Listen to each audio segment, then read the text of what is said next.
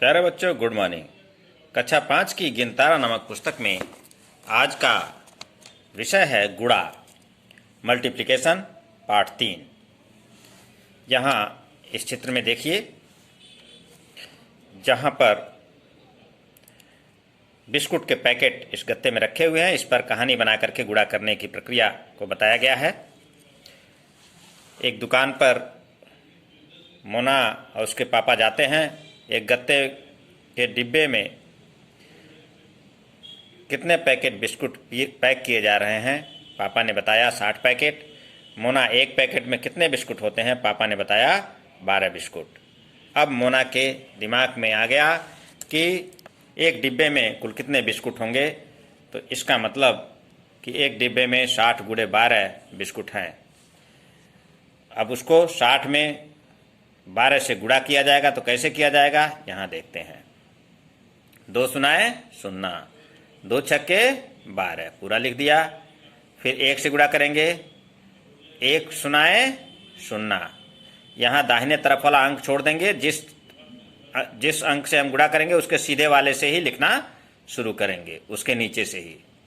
1 सुनाए सुन्ना, 1 छमाए 6।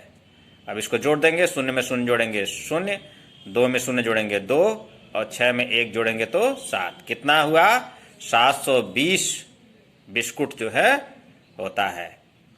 एक डिब्बे में 720 बिस्कुट जो है पैक किया जाता है। ठीक है पापा, यहाँ एक महीने में कितना बिस्कुट बनता है? फिर मोना पूछ रही है। पापा बताते हैं यहाँ एक महीने में 10,215 डिब्बे बनते हैं। अब देखिए, एक डिब्बे में 720 बिस्कुट हैं और कितने डिब्बे एक महीने में बनते हैं? 10,215 डिब्बे बनते हैं। अब बताइए कि कुल कितने बिस्कुट बनेंगे। तो क्या होगा? 10,215 में 720 से गुणा करना होगा। और वह प्रक्रिया कैसे करनी है, आइए यहाँ देखते हैं। 10,215 बार 720 बिस्कुट को जोड़ने के लिए 10,215 में 720 गुणे 720 को हल करना होगा। मोना ने हल किया, कैसे? देखिए, मोना जानती है कि 720 में 7 सैकड़ा, 2 दहाई और 0 इकाई है। 720 बराबर 700 धन 20 धन 0। अब इसमें गुणा कैसे करेंगे? इसलिए 10,215 गुणे 720 बराबर 10,215 गुणे 700 धन 10,215 गुणे 20 धन 10,215 गुणे ये 0। अब गुणा करना आसान हो गया। अब देखिए, ये दोनों 0 हैं, ये यहाँ रख देंगे और 7 का पाड़ा पड़ेंगे। 7 पचे 35 को 5 हासिल 3, 7 एकन्ने 7 और 3 10 को 0 हासिल 1, 7 दूनी 14, 14 और 1 15, 15 को 5 हासिल 1, 7 सुनाए 0, 1 जो हासिल है उसको लिख देंगे और 7 एकन्ने 7। अब इस प्रकार से ये जो है उसका उत्तर निकल गया। इकाई, दहाई, सैकड़ा, हजार, 10,000, लाख, 10 लाख, 71,50,500 बिस्कुट इसमें हो गए।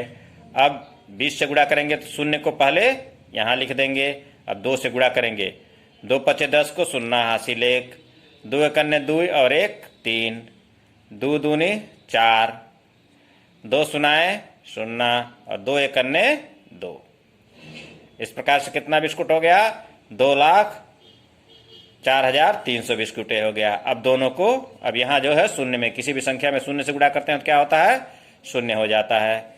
अब इन दोनों को जोड़ देंगे, 0 में 0 जोड़ेंगे तो 0, 0 में 0 जोड़ेंगे तो 0, 5 में 3 जोड़ेंगे तो 8, 0 में 4 जोड़ेंगे तो 4, 5 में 4 जोड़ेंगे, 0 में 4 जोड़ेंगे तो 4, 5 में 0 जोड़ेंगे 5, 1 में 2 जोड़ेंगे 3 और 7 लिखा जाएगा।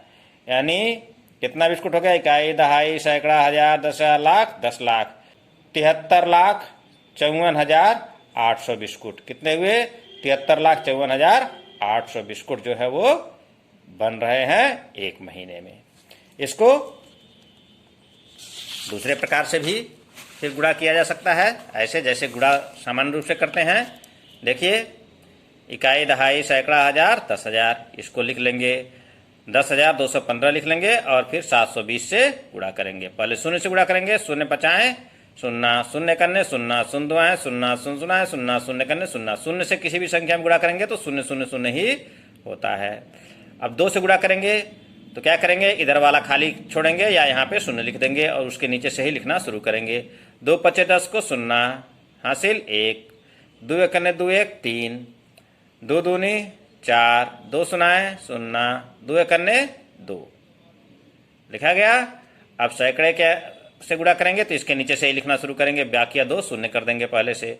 7 पचे 35 को 5 हासिल 3, 7 एक करने 7 3, 10 के शून्य हासिल 1, 7 दूनी 14 1 15 को 5 हासिल 1, 7 सुनाए शून्य 1, 7 एक करने 7। अब क्या करेंगे, इन तीनों को जोड़ देंगे। शून्य शून्य शून्य, शून्य में शून्य जोड़ेंगे शून्य, शून्य में शून्य जोड़ेंगे शून्य, 3 में 5 जोड़ेंगे तो 8 हो जाएगा, 4 में शून्य जोड़ेंगे 4 हो जाएगा, 5 में शून्य जोड़ेंगे 5 हो जाएगा, 2 में 1 जोड़ेंगे 3 हो जाएगा और 7 वैसे ही हो जाएगा। तो कितना आ गया, 73,54,800। अंत में तीनों गुणनफलों को जोड़ किया गया। ठीक है, तो इस प्रकार से हम गुणा करते हैं। जब भी गुणा करते हैं तो लिखना उसके नीचे से ही शुरू करते हैं, जहां से हम गुणा करना शुरू करें। जैसे यहाँ इकाई से शुरू किया तो इकाई से के नीचे से ही उसको लिखना शुरू करेंगे। जब दहाई से गुणा करना शुरू करेंगे तो दहाई के नीचे लिखेंगे, दहाई के नीचे से लिखना शुरू करेंगे और बाएं तरफ लिखते चले जाएंगे। और जब सैकड़े से गुणा करेंगे तो सैकड़े के नीचे से लिखना शुरू करेंगे और बाएं तरफ बढ़ते जाएंगे। अब यहाँ देखिए कुछ सवाल दिए गए हैं, इन सवालों को आप लोग स्वयं से गुणा करिएगा जैसे कि ऊपर बताया गया है। यहाँ कुछ महत्वपूर्ण चीजें दी गई हैं, इन्हें भी जानना चाहिए। संख्याओं का स्थान बदल देने पर उनका गुणनफल नहीं बदलता है। जैसे इतना 46,789 गुणे 100 करिए या 100 गुणे 46,789 करिए, उसके मान में कोई अंतर नहीं आता है। किसी भी संख्या में 1 का गुणनफल सदैव वही संख्या होती, कोई भी संख्या हो उसमें 1 से गुणा करेंगे तो वही संख्या आएगी। किसी संख्या और शून्य का गुणनफल सदैव शून्य ही होता है। कोई कितना हो बड़ी संख्या हो उसमें जब शून्य से गुणा कर देंगे तो उसका गुणनफल शून्य होता है। अब यहाँ इबारती वाले प्रश्न दिए गए हैं, इनको भी देखिए। सोहन के गोदाम में 1590 चावल की बोरियां हैं। यदि प्रत्येक बोरी में 107 किलोग्राम चावल है तो सोहन के पास कुल कितने किलोग्राम चावल है। सोहन के गोदाम में चावल की बोरियों की संख्या 1590 है। प्रत्येक बोरी में चावल की मात्रा 107 किलोग्राम है। कुल चावल 1590 गुणे 107 किलोग्राम। अब इसको यहाँ गुणा कर सकते हैं, 1590 गुणे 107। तो जैसा कि मैंने बताया है, पहले इकाई से गुणा करते हैं तो 7 सुना शून्य, 7 9 63 के 3 हासिल 6, 7 पचे 35, 35 6 41 के 1 हासिल 4, 7 कने 7 4 11। और फिर शून्य से गुणा करना है तो शून्य शून्य शून्य शून्य, शून्य से गुणा किसी भी संख्या में करेंगे तो हमेशा शून्य ही होगा। 1 से गुणा करेंगे तो वही संख्या होगा। 1 सुनाए शून्य, 1 नवाए 9, 1 पचाए 5, 1 करने 1। अब इसको जोड़ देंगे।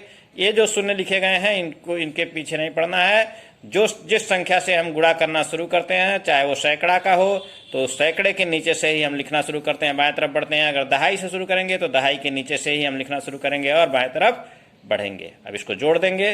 3 1 9 1 10 के शून्य हासिल 1, 1 1 2 2 5 7 और 1 को 1 ही 1। तो कितना हो गया, इकाई दहाई सैकड़ा हजार 10,000 लाख, 1,70,130 जो है वो आता है किलोग्राम चावल, कुल चावल का वजन। ठीक है, तो इस प्रकार से हम सवाल को लगाते हैं। यहाँ एक और इबारती वाला प्रश्न दिया गया है, इसको भी देखिए। रजनी के कारखाने में एक दिन में 35,471 अगरबत्तियां बनती हैं। यदि कारखाने में एक वर्ष में 239 दिन कार्य होता है तो पूरे वर्ष में कितनी अगरबत्तियां बनेंगी। वर्ष भर में रजनी के कारखाने में काम होता है 293 दिन।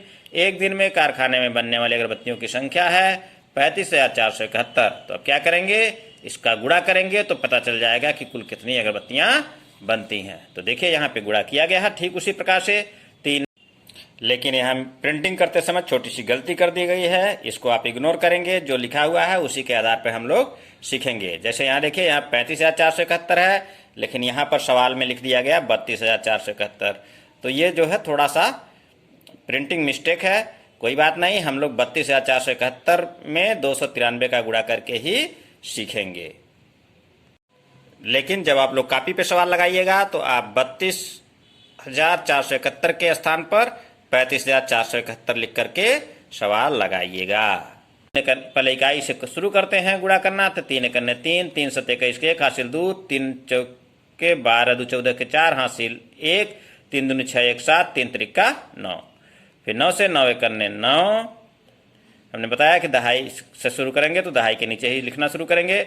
9 1 9, 9 7 63 के 3 हासिल 6, 9 चौक 36 6, 36 6 42 को 2 हासिल 4, और 9 दूनी 18 4 22 को 2 हासिल 2, 9 3 27 2 29 पूरा पूरा लिख देंगे। फिर सैकड़े से शुरू करेंगे पढ़ना।